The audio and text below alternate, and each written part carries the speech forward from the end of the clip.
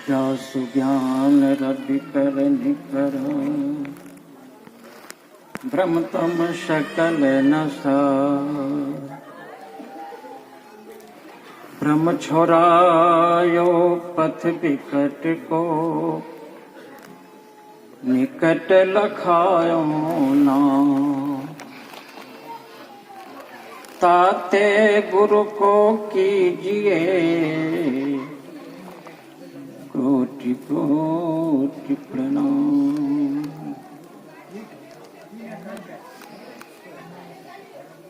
प्रतिपल स्मरणीय विश्व वंदनीय सदगुरु सत्य कबीर साहब जो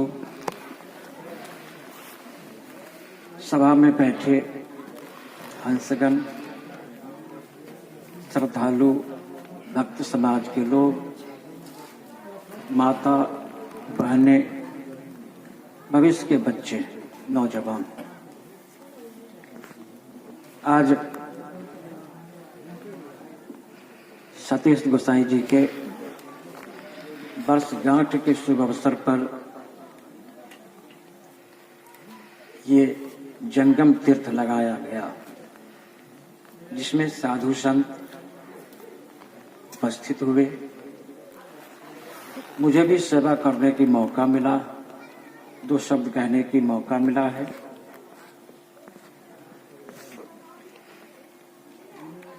मैं चर्चा करूंगा आप जीव से संबंधित। जीव आत्मा सत्यलोक में था, जहां सत्य की चर्चा होती थी, जहां ये पंचभौतिक शरीर नहीं था आपका, हार मांस का देह नहीं था आपका, आप भोजन नहीं करते थे, पानी नहीं पीते थे, अर्थात क्षुधा नहीं व्याप्त किया था आपको।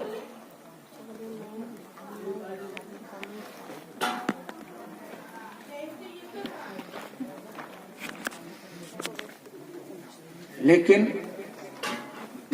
परिस्थिति ऐसी आई जो आप सत्यलोक को छोड़कर मृत्यु लोक में आ गए, और मृत्यु लोक में आने के बाद जो आपका कष्ट हो रहा है, जीवात्मा को कष्ट को झेल रहा है, इससे कोई संत महात्मा निकालना चाहते हैं, सुन लेते हैं बात को, एहसास होता है कुछ देर के लिए कि दुख हो रहा है अपार, मैं इससे दुख से छूटूं। जब संत महात्मा की तरफ से प्रेशर होता है तो आप मुकर जाते हैं, दुख सहते हैं। लालसा है सतलोक जाने की, सभी लोग की लालसा है सतलोक जाऊं, जहां सत्य का व्यवहार होता है, जहां आनंद ही आनंद होता है, वहां जाने की सभी लोग प्रयासरत हैं, लेकिन कामयाब प्रयासरत नहीं है। आप मन, वचन और कर्म से आप प्रयास नहीं करते हैं। आप कुछ मन होता है मैं जाऊं। जिस दिन आपका मन, वचन, कर्म तीनों जब एक हो जाएगा, तब आप काम करना शुरू कर देंगे, संत महात्मा की वाणी पर विचार करना शुरू कर देंगे, और संत महात्मा की वाणी विचार करके चलना शुरू कर देंगे।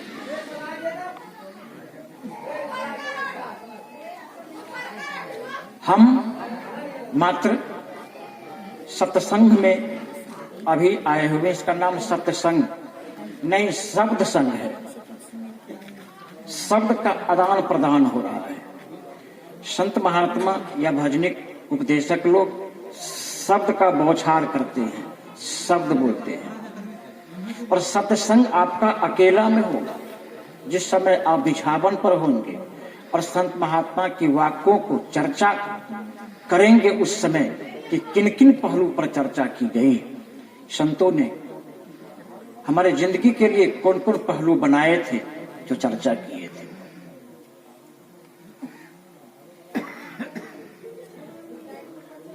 तब सत्संग होगा। सत्संग दो अक्षर के मेल से बना है, दो शब्द के मेल से बना है।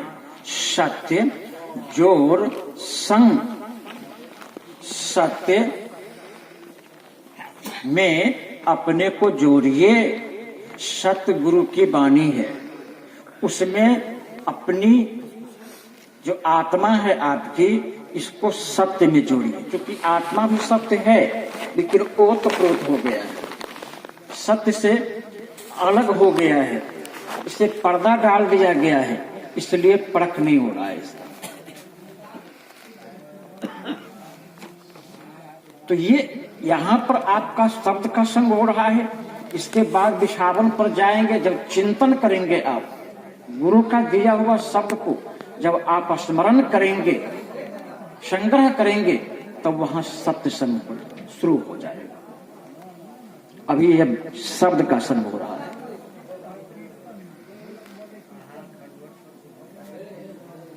लेकिन शब्द के संग करना होगा, शब्द को सत्य में परिवर्तित करना होगा, ट्रांसफर करना होगा, तब वह सत्संग हो जाएगा। लेकिन शब्द को करना होगा वहां।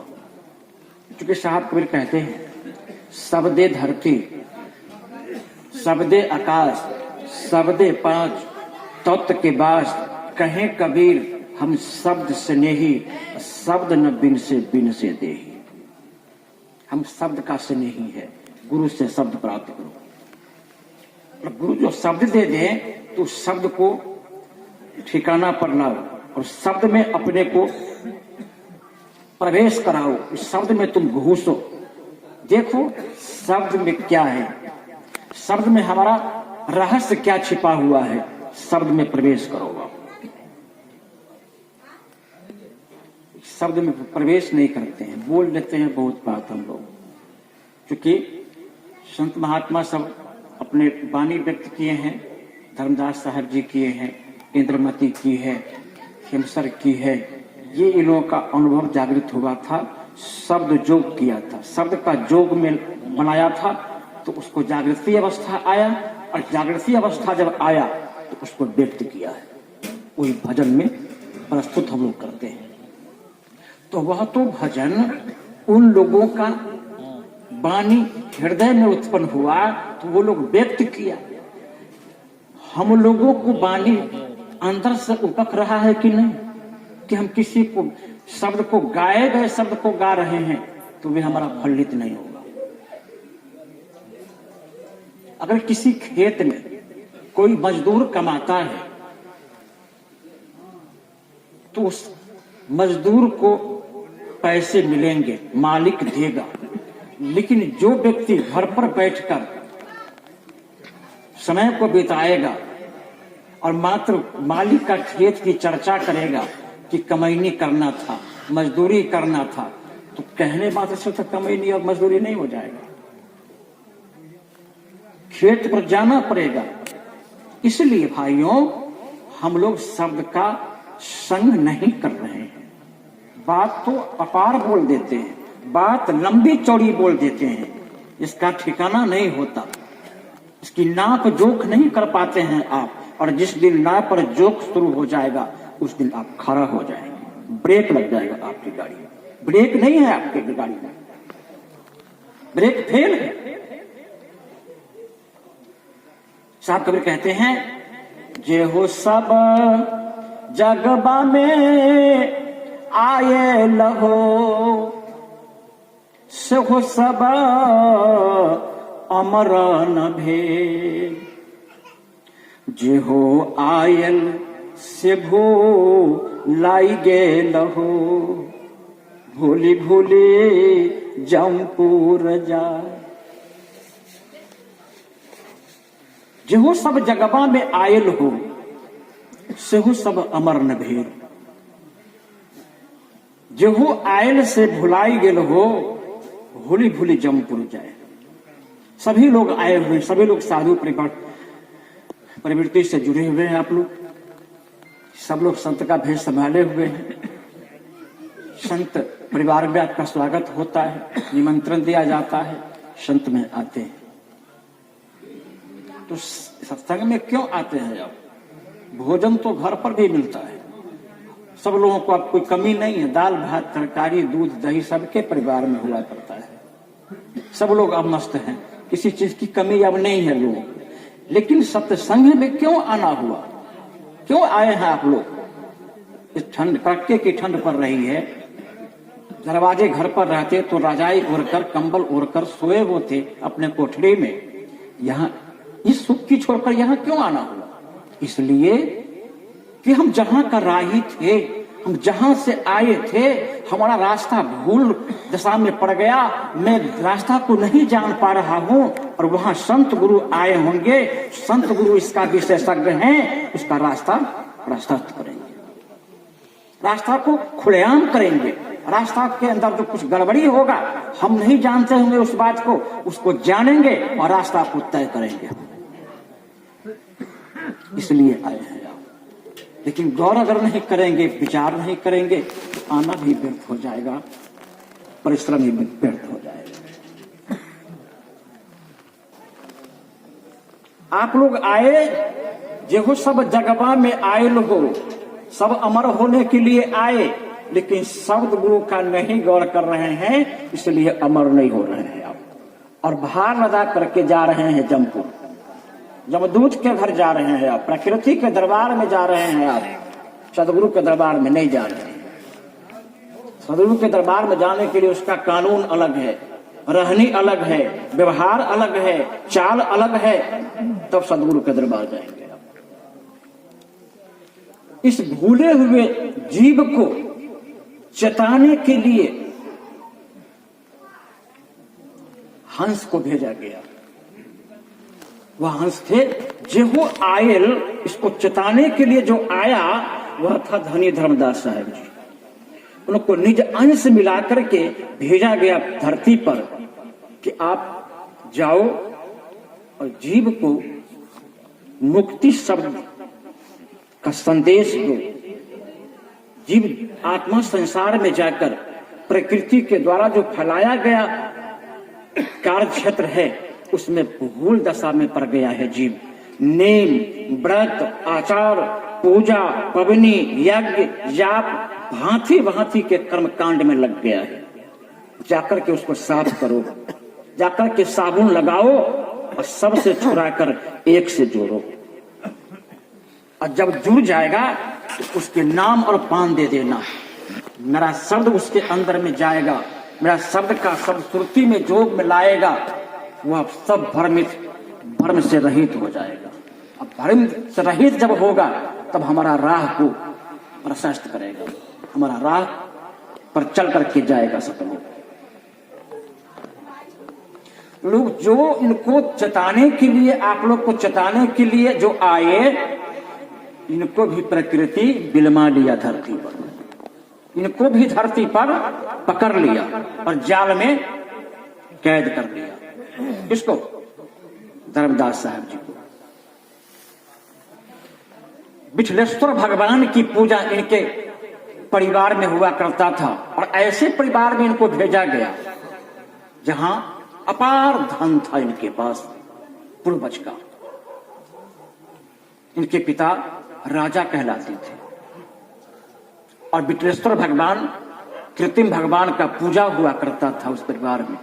और उस परिवार के गुरु रूपदास जी महाराज थे, जो संप्रदाय मत से विरोध कर रहे थे। उस संसर्ग में धर्मदास जी भी गुरु बना लिए और कृत्रिम भगवान को, शालिग्राम भगवान को पूजा प्रारंभ किया। और कैसा पूजा? अभी तो लोग 2, 4, 5 शालिग्राम की पूजा करते हैं, लेकिन शास्त्र में आया है कि 14 भार शालिग्राम को उसकी पूजा करते थे, स्नान कराते थे, चंदन लगाते थे, फूल पत्ती लगाते थे। ये करते करते इनकी दोपहर हो जाता था। आत्मा व्याकुल रहता था दाना और पानी से मिलने के लिए, लेकिन नियम है कि जब तक पूजा संपन्न नहीं हो जाता है तब तक आप अन्न और जल से मिल नहीं सकते हो। जब विठलेश्वर भगवान में ये मस्त हो गए तो साहब कबीर को रहा नहीं गया। कहा मैं तो उसको भेजा था कि भूले हुए जीव को दिशा देगा, भूले हुए जीव को रास्ता बताएगा, भ्रम से छुड़ाएगा। ये तो स्वयं जाकर भ्रम में पड़ गया, स्वयं इसको प्रकृति बिलमा लिया, अपने जाल में कर लिया। तो साहब अंश मिला करके भेजे थे और जिम्मेवारी समझे थे, मालिक थे। सदगुरु कबीर मालिक हैं, हमारे लोग हम लोगों की मालिक हैं, पूज्य हैं, इसलिए उनको दया हमारे ऊपर अवश्य ही रहता है कि जीव पृथ्वी पर जाकर रुक गया है, मैं कैसे उसको चेताऊं। लेकिन आज के समय में और आज के समय क्या पूर्व से भी सदगुरु कबीर आपके बीच हैं? नहीं है, ऐसी बात नहीं है, सब दिन हैं, आज भी हैं, लेकिन कष्ट हो रहा है उनको कि मुझे पहचान नहीं रहा है। और नहीं पहचानने के कारण है कि जीव भूल करके नरक में जा रहा है, जन्म ले रहा है, मरण हो रहा है, जन्म हो रहा है, मरण हो रहा है, बार बार यह गर्म में जा रहा है, हमारा बात कोई नहीं समझ पाने के कारण। तो साहब को नहीं रहा गया, रही विदेह देह धरियायो, करुणा में कबीर कहायो। विदेह थे साहब, उन्हें आने की कोई आवश्यकता नहीं, पर जीव का दुख देख कर उनको रहा नहीं गया कि जिसको शक्ति अंश भेजा मैं पृथ्वी पर धर्मदास को चेताने के लिए, लेकिन फेर में पड़ गया, प्रकृति इसको बिलमा लिया। साहब आए साधु के रूप में, शालिग्राम भगवान को पिटारी में बंद कर रहे थे। व्याकुल था आत्मा, कभी पूजा बंद हो जब मैं दाना और पानी से मिलूं। साहब कबीर आकर पीठ पर खड़ा हो गए। साहब कहते हैं, हे भक्त का करहूं अकनमा छटांग के सैती सैती धरहूं। इतना कहने के बाद तो क्रोध में आ गया। कौन? धर्मदास साहब का कौन आ गया हमारे बीच? पाखंडी, जिसको मैं भगवान समझता हूँ, पूज्य समझता हूँ, ये मुक्तिदायक हमारा है, इसको कौन आ गया? पाखंडी जी कहता है कलमा छटांग है, तुम कहां से आए हो? तुमको दिखाई नहीं पड़ रहा है क्या भगवान हमारा है? साहब कबीर कहते हैं, हे भक्त, ये बनिया लोगों को मैं देखता हूं, कुछ दाना या कुछ भी बेचता है तो उसमें आधे केजी 1 केजी के रूप में रखता है इसको। कारे वे बटखरा नहीं है, ये शालिग्राम भगवान है। कहा अच्छा ठीक बात। किसने कहा यह बात? कहा गुरुदेव कहे हमको, हम गुरु बनाए हुए हैं, गुरुदेव जी की आज्ञा है कि इससे तुमको मुक्ति मिल जाएगी। कहा अच्छा एक काम करो, आप अपने गुरु जी के पास जाओ और एक बात मैं कहता हूं गुरु जी से पूछ कर आना। कहा क्या? कहा हमारा नाम भी कह देना कि मेरा नाम कबीर है, और कह देना कि कबीर जो साधु हैं उन्होंने एक बात कहा है, गुरु जी इसका फर्छा दीजिए। बात क्या था? सगुन के करु सेवा, करु निर्गुण के ज्ञान, सगुन निर्गुण से परे वहां हमारा ध्यान। जाओ गुरुदेव के पास।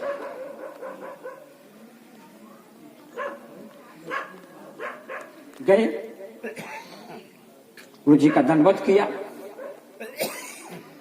कहा क्या भक्त बताओ? कहा गुरु जी एक कबीर नाम के साधु हैं, उन्होंने बताया है, एक शब्द दिया है उन्होंने। कहा गुरु जी से जरा इसको फरछा लाओ। कहा क्या है बोलो?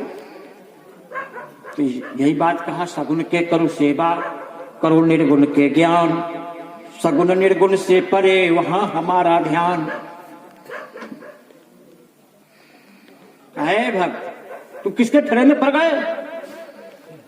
मैं जो रास्ता बता दिया हूं वही रास्ता सत्य है और उसी से तुम्हें मुक्ति मिलेगी। क्या अर्जाल खजाल को बात को ले आए हो हमारे पास? जाओ अपने काम करो। निज अंश इनके पास में था, सतपुरुष का अंश इसमें समाहित था, तजविज कर रहे हैं। गुरु जी से तो मैं बहुत दिन से मिल रहा हूं, लेकिन उस साधु से तो मैं अभी तुरंत मिला हूं। कभी जिंदगी में कभी मिला नहीं साधु, लेकिन मैं उसको पाखंडी भी कह दिया, बहुत कुछ कह दिया, लेकिन नर्म से बात किया है उन्होंने, नर्म से बात किया। और उन्होंने एक शब्द देकर कहा गुरु जी से भजा करके लाओ। गुरु जी में उनमें तो बहुत आकाश पाताल के अंतर पड़ रहा है, वो कितनी धीमी गति से बात की है, और गुरु जी हमें होने के बाद भी ये जांच रहे हैं, रिटर्न हो जाता है। और आकर के गुरु जी साहब जी से कहते हैं कि सरकार कि मुझे इसका फैसला नहीं मिला, हुजूर आप स्वयं बतावें कि क्या है ये। कहा देखो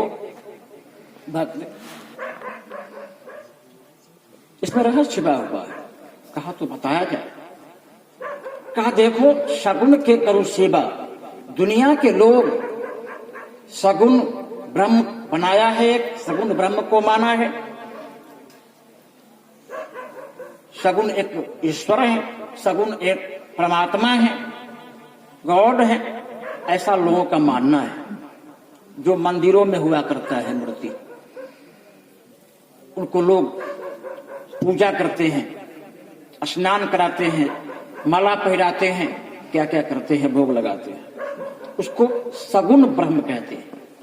और जो पुजारी जी सगुन ब्रह्म का जब पूजा कर लेते हैं तो बैठते हैं और हाथ में स्मरणी माला लेते हैं और उन्हीं का रूप का अपन ये माला चलता रहता है और उन्हीं का रूप का स्मरण करते हैं। भेद नहीं समझ पाता है, सगुन क्या है और निर्गुण क्या है। लोगों ने कहा वही सगुन है और वही निर्गुण है। नहीं भाई, अंतर है। वही कैसे हो सकता है? जानकारी आपकी जहां तक मिल पाया है गुरु से, वहीं तक की बात आप कर सकते हैं, लेकिन जहां विवेक की बात होगा वहां पर छट जाएंगे आप। सगुन के करो सेवा, आप जितने भी साधु बैठे हुए हैं ये सगुन ब्रह्म है। आप लोग जितने बैठे हैं सभी सगुन हैं, सदेह हैं। सदेह के अंदर आत्मा है। आपको भूख लगती है, प्यास लगती है, नहीं, नींद आती है, सही में तकलीफ होता है, तो आपका कोई भोजन पहुंचा दे, कोई पानी पहुंचा दे, दवा की आवश्यकता है तो दवा दे दे, पैर देह दुख रहा है तो देह को आपको सेवा कर दे, ये सगुन का सेवा करना हुआ। ना कि मंदिरों में जाकर आरती धूप अगरबत्ती दिखाना है, ये सगुन की पूजा नहीं। सगुन के करो सेवा, पूजा नहीं, सेवा।